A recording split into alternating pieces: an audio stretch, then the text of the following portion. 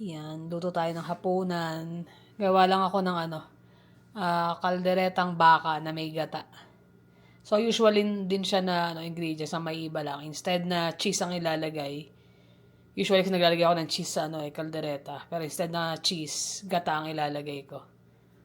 So nagpalambot na ako ng baka, pero hindi pa siya fully na malambot talaga. Medyo kumbaga sa may kagat pa. Kaya dito ko siya lulutuin mismo habang ginigisa. So yan, patatas, carrots, red and green peppers, onion, garlic, tsaka syempre sili. Tapos nagtabi lang ako ng konti na pinagkuluan. Yan ang isasabaw ko. Gata, toyo, oyster sauce, at tsaka beef base. Beef soup base, yung Knorr cubes. So yan, pinainit ko na yung pan at tsaka mantika. Bago muna ako maggisa, ginagawa ko, piniprito ko muna itong carrots at saka patatas para extra flavor. Hindi naman siya kailangan lutong-luto, basta maano lang, maprito lang yung mga gilid niya. Pag nagkakaramelize kasi ang mga gulay, mas malasa.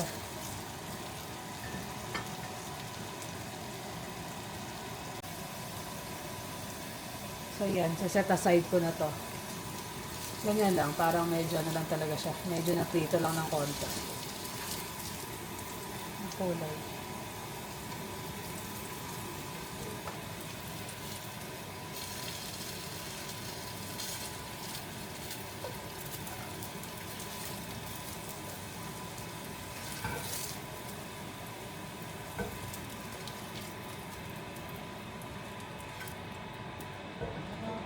Start ng igisa yung bawang tsaka sibuyas. Sabay natin.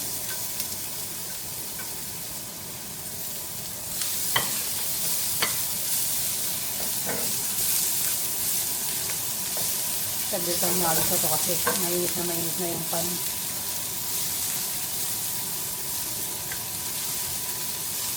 Tapos usually may liver spread ang kaldereta, pero dito kasi hindi masyadong masarap yung liver spread. Parang may lasa, kaya hindi na ako naglalagay nun. Sabay na natin yung beef.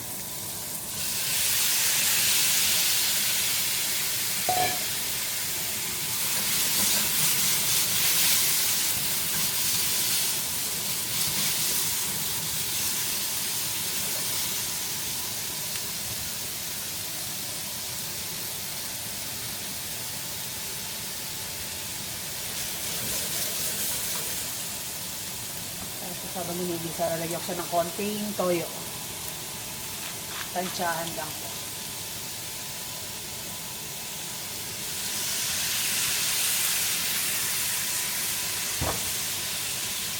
Lagay na rin natin yung beef cubes.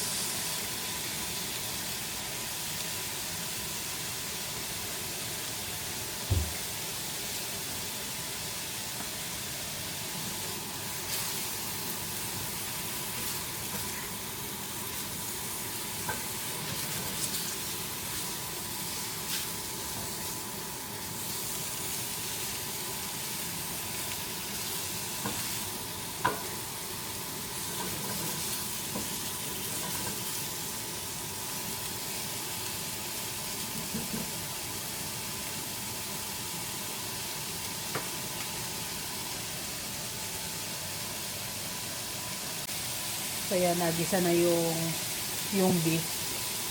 Lalagay ko na yung sabaw kanina. Ito yung pinagkuluan niya.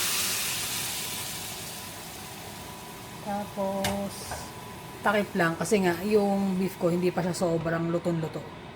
Luto siya pero may laban pa yung karne.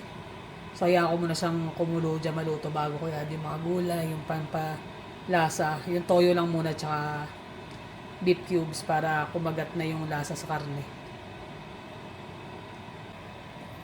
So yan, lumambot-lambot na yung karne. Pwede na natin ilagay yung bell pepper. Tapos, oyster sauce.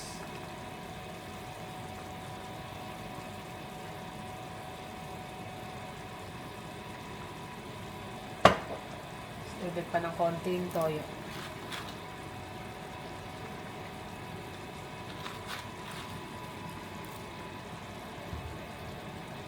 Lagay na rin natin yung sili para maanghang.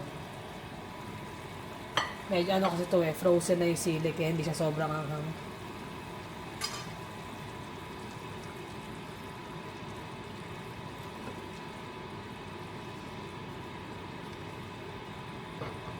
Lagay na rin natin yung kamay ng patatas tsaka carrots. Cover lang ulit. Hanggang sa maluto yung mga gulay. Ilagyan ko rin pala ito ng paminta.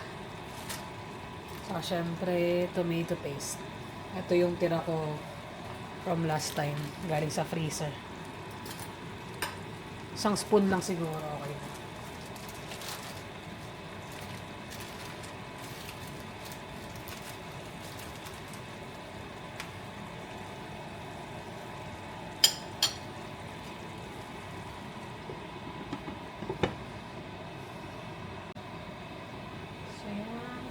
na.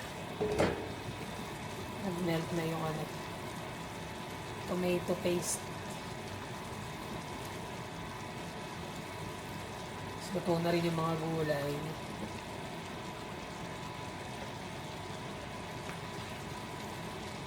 So, tikman muna bago ilagay yung gata.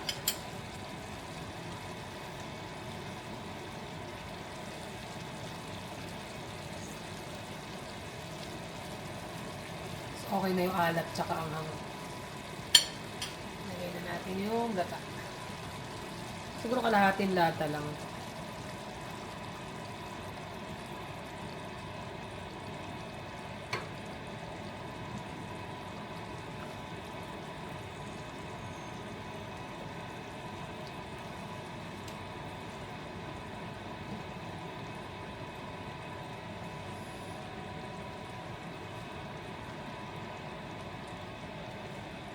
Tapos yan, cover lang. Yan siya mag-simmer ng konti.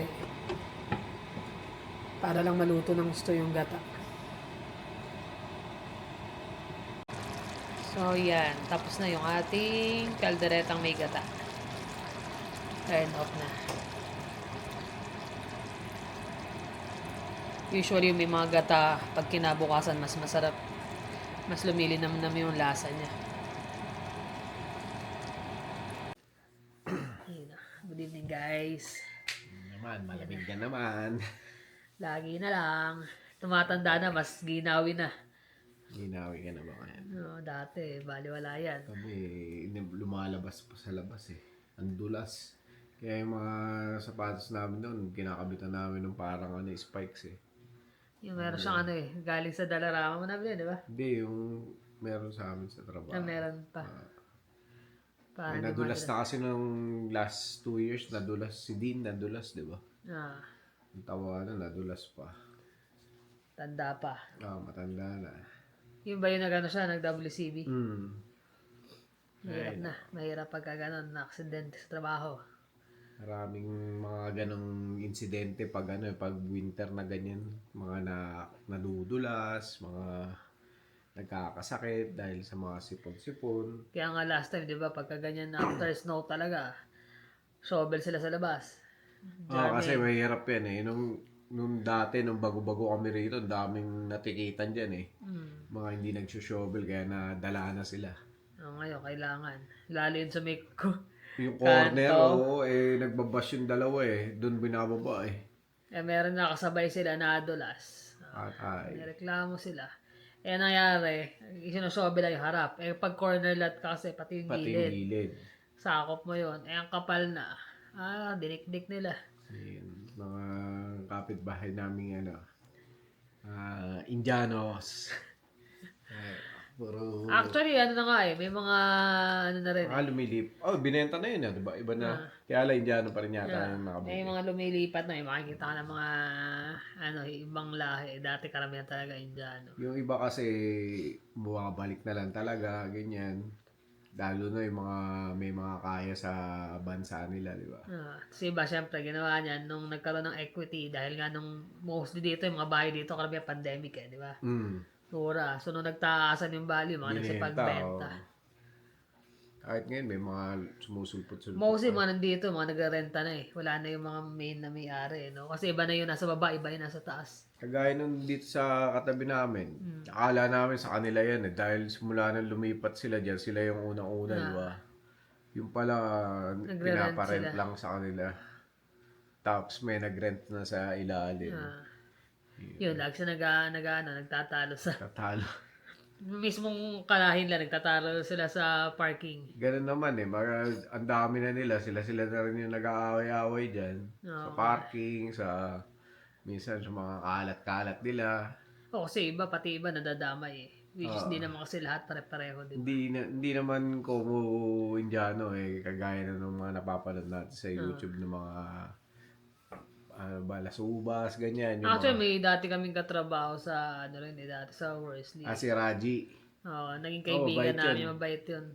Mabait, Iba ugali. tapos hindi siya yung madungis na magtrabaho. Malinis din siya magtrabaho. Tsaka marunong makisama. Marunong makisama. Tapos nag-adapt din talaga sila sa kung ano yung culture ng Canada. Kaya hindi mo rin masasabi lahat Pero marami kasing mga pasaway. Actually, may mga Kawawa yung mga nadadamay, di ba? may mga napapanood nga ako dyan, mga nagre-reklamo truck driver din na yung mga truck driver daw ng mga nakaka-aksidente sa US na kalahi nila is mga illegal na nakapasok. Sila na mga born and raised sa US. Alam nila kung paano yung kalakaran na ginagawa nila. Kaso nangyari daw, pati sila nadadamay. Sila nadadamay talaga. Talagang, alam mo naman, diba, pag medyo... Ngayon sa US, naghigpit na sila. Talagang chinecheck na nila yung na nila kung marunong hindi lang sa Indiano, mga Chinese, basta mga immigrants na driver. Chinecheck nila kung marunong bang tumingin ng mga sign or magbasa o makapag-usap ng English, di ba? Parang dito yan, palakasan, pagkalahi. Kasi nung si Jonas siya, yung road test, nalala mo? Diba sinamahan ko siya? Ang sa kanya, mga kalahi na, yung mga Indiano nga. So meron doon, dumating. Parang kakilala nung magulang, kwentuhan pa sila, pasabay sila sa kaya. Pagdating, sige na, ito yung ID, nakapasa, ganyan. Pasado na agad. Kitang-kita mo, pag sakay pa lang sa parking, yung mukhang alanganin na Tapos pagbalik, kamata si Jonas, nakadalawang take pa na, di ba? Pa si Jonas, di ba? Nag-schooling ng konti. Hindi na. Hindi na ba? Ako lang nagturo sa kanya, di ba? Kaya lang siya yung... Alam ko nagpa-test drive siya sa di ba? Hindi ba? Nabagsak siya sa una. Tapos sabi ko sa kanya, gawin mo, doon ka pa rin sa yung instructor mo. Same instructor. Ang kunin mo. Para makilala siya. Pero yung mga Indiano mo, yung mga may mga kilala, sinasalubong pa sa parking lot. Tapos sasamahan. Yun nga yung mahirap din sa kanila. Yung kay Jonas, Chinese yung natapat sa kanya mahigpit talaga sa akin din, di ba? Kasi yung nga rin pala, sa akin din Ganun ka rin, di ba? Bumalik ka din. Pangalawang beses. Pero yung sa akin naman kasi, sa may parang tatawid na hindi mo malaman kung tatawid siya or hindi. Actually, maraming ganyan dito. Yung parang tatawid na hindi mo malaman. So, huminto ako kung gano'n. Sabi niya, bakit? Nag-hesitate ka. Sabi ko, baka tumawid Sabi niya, dapat alam mo kung ano. Sabi ko, hindi naman tamang tawiran yun Sabi niya, huwag ka na makikipag-argue na. Parang may edad na yan, May edad na. May edad na babae. Kinabukasan, balik ulit agad ako Pero siya uli, next na. Kasi alam naman na marunong siya talaga Sabi niya, marunong naman talaga. Kaya lang yun nga, nag-hesitate siya sa Marami kasi ganun dito. Minsan nasa sulok, nasa kanto. Alam mo, tatawid. Sabay hahawak ng cellphone. Hindi malaman kung nahihiya silang tumawid o ano. Hindi mo malaman. Mahirap yun. Delikado. Ayun nga, yun yung problema sa mga Indiano kasi nga alam nyo man, kagaya sa mga trabaho, pag na-hire dyan, HR, Indiano, puro Indiano na yung kukunin yan. Yan Ganun ang ang totoo nangyayari sa talaga team, eh. yun ang Hindi nangyayari sa naman Tim doon sa Hortons yun eh. pagiging racist, pero yun talaga yung pinoproject nila eh. Diba sa Tim Hortons, yung nangyayari ngayon, kagaya doon sa balita kanina, yung cap daw ng ano ba yan, yung TFW, TFW nire-request na yung mga temporary foreign na worker. increase at saka i-renew lahat ng mga ano. Kaso, Parang syempre, gusto nila bilisan yung proseso. bilisan yung proseso, i-renew para tapos i-increase pa yung cap na 30% instead of 20. Hindi naman do sa ano, pero makikita mo yung mga nagpo-protesta ng mga expire na parang 90% puro kalahi nila eh. Yun ang sabi, 90% ngayon sila. Sila na talaga eh. Pero kailangan nga daw niyan eh, kasi mostly sila walang sa pakailan, basta malag sa magkapapel. Either mababa sahod yan, kukunin yan. Ang importante sa Ang kanila kasi nangyayari, kawawa yung mga talagang temporary foreign worker na talagang lumalaban ng patas. patas na. Eh yung immigration minister pa ngayon eh ano rin, Indiano rin. Wala. Kaya ewan ko kung ano mangyayari pero sana nga eh magkaroon ng ano pangalan nito ng pagbabago din, maisaayos, maituwid. Kasi lahat na ano eh nagagawa nila ng mga loophole eh. Hirap ang hirap pagka ano. Yung mga kumbaga native na mga bata dito yung mga, hindi sila makalanda ng ano ng mga trabaho lalo na sa Tim Hortons. So, mga fast food, hindi lang Tim Fast Hortons. food, Majority oo. nga rin ng fast food, talagang sila halos na nag-a-apply. Kaya ang kailangan ng Canada is skilled workers na talagang skilled na na pagdating dito is welder, mga ganon, mga pipe fitter, yun ang mga kailangan talaga eh. Kaya yun lang ang magandang trabaho. Ayaw nila ng mga ganon. Sa amin lang Dirty, eh. dangerous, ano yan?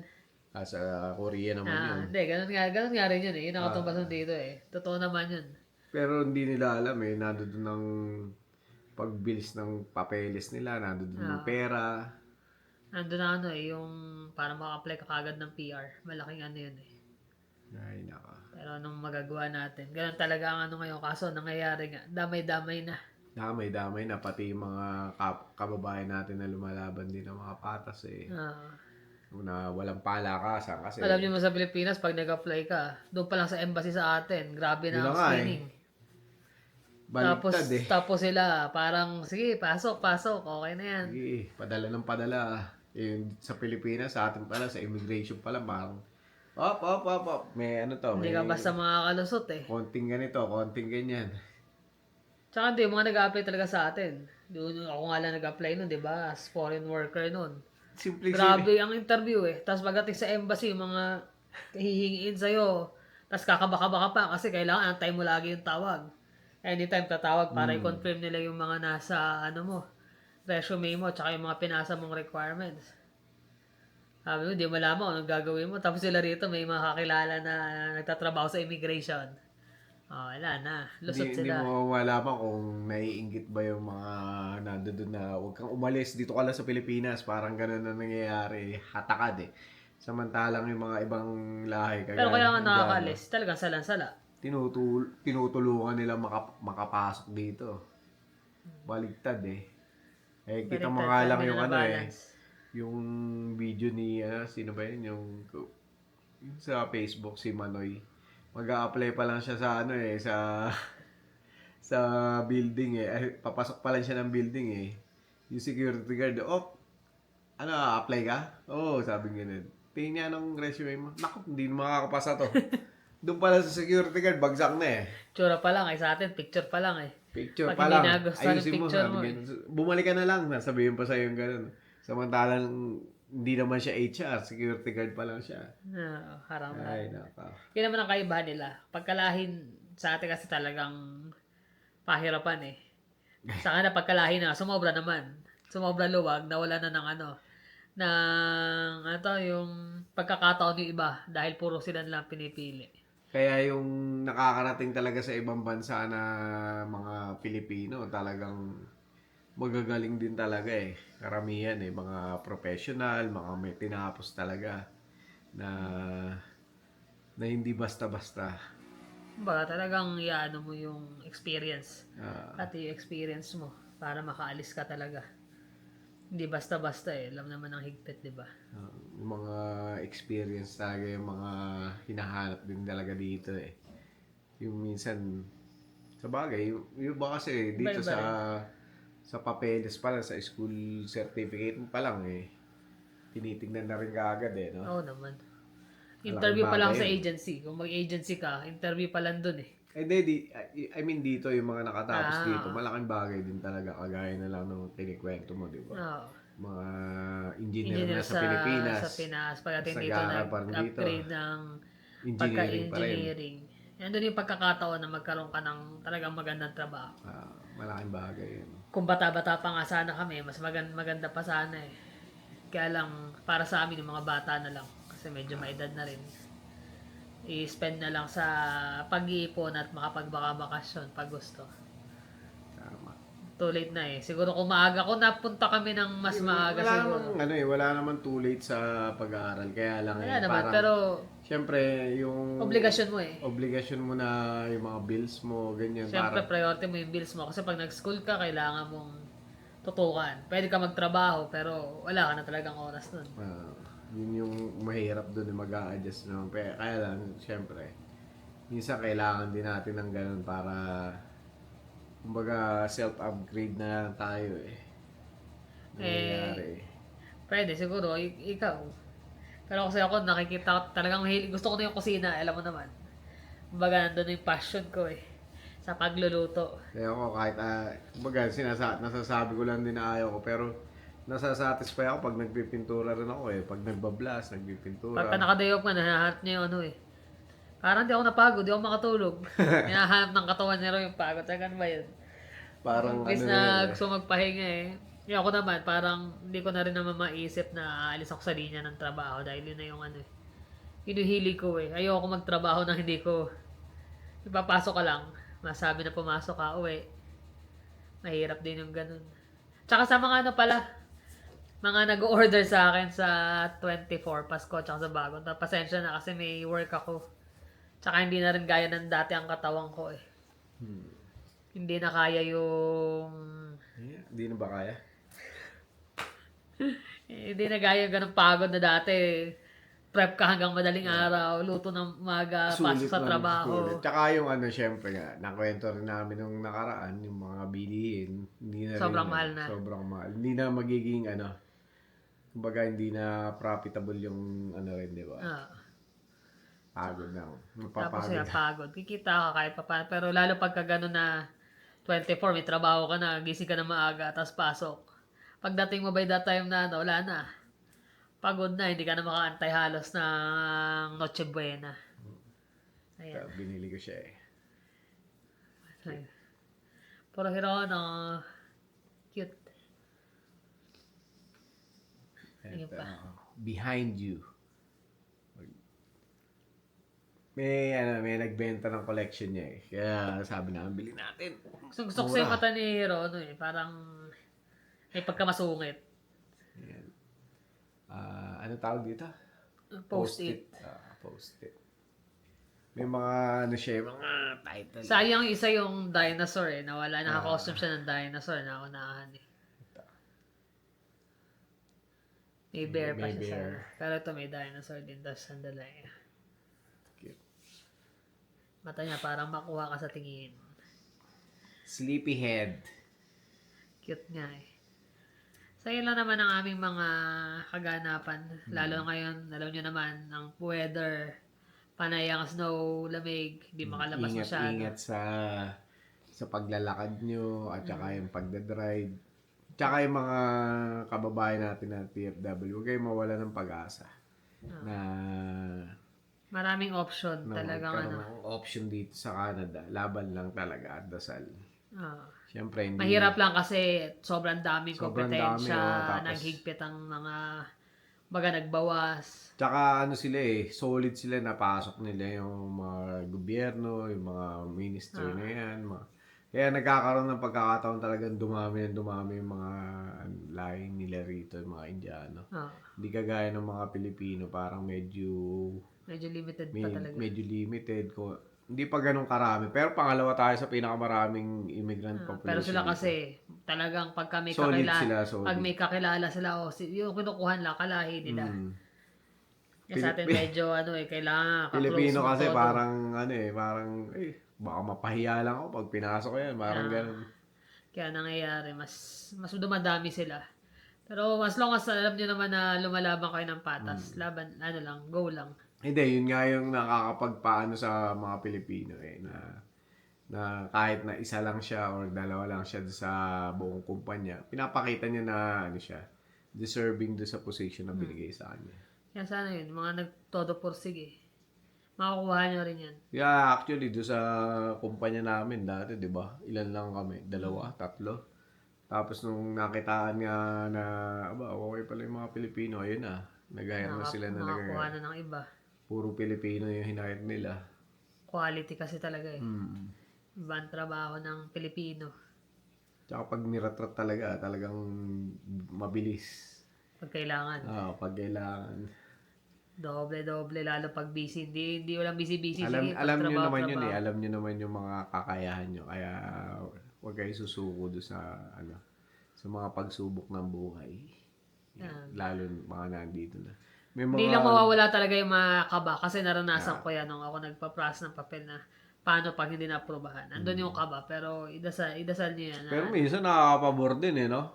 Minsan nakakapabor din yung mga delay na ganun Parang may nakita akong video, sabi niya, buti na lang, na-delay ako, ganyan, napabor pa. Meron mga ganun Napadali pa.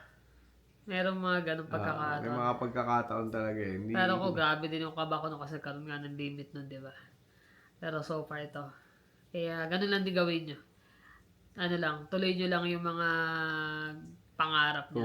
Kung hindi natuloy yun, maybe, anong business natin? Catering na. Catering. Actually, nakaset na yun dati. Catering ang sineset namin sa Pilipinas. Kung hindi ako natuloy dito, may plano na talaga Oo, kasi wala na Ayoko na rin bumalik sa Korea nun. Or baka bumalik ako nun. Mag-ipon lang. Tapos, Kasi maganda rin ang sweldo rin Baka 3 years din ako doon pampondo doon sa catering. Yun nga, malagi kami merong plan B. Hindi pwedeng Baga habang tumatakbo, kailangan meron ka nang nasa sa isip susunod na step. At saka malaki naman baka yung bahay na yun hanggang ngayon, nandoon pa tayo. Marami na rin kasi ako mga kontak-kontak nun Dahil nagtrabaho nga rin ako sa di ba? Nagsara yung Max nun, Oo. Franchise kasi nung nagsara yung Max nun, nakakuha mo yung mga customer nun, puro catering yun. Dami nun. Lalo pa mga politiko, pag nagpa-cater yun, dami nun. Tama. Laging yun nga nun Laging yun ang panalo Tsaka yung mga factory ng mga ron sa atin sa Bulacan. Dami.